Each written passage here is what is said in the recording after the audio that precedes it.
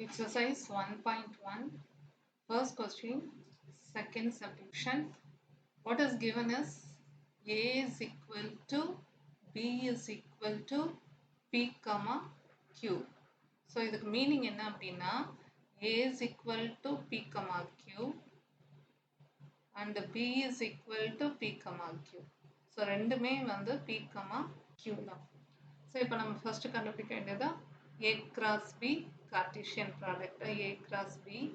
So first A P, Q cross P, Q. So A B ரெண்டுமே P, Q தான். So இப்போ Cartesian product நம்ம எப்படி போடுவோம்? First element, then first element, second element. So P, P, P, Q. P, Q.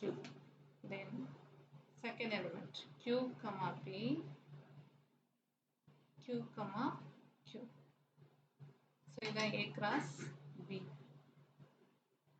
Then A cross A. So same thing now. A is equal to P, Q. And again A is equal to P, Q. So that is equal to same P, P, P, Q, Q, P,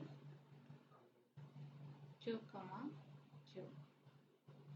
So this is A cross A. So next we have to find out B cross A.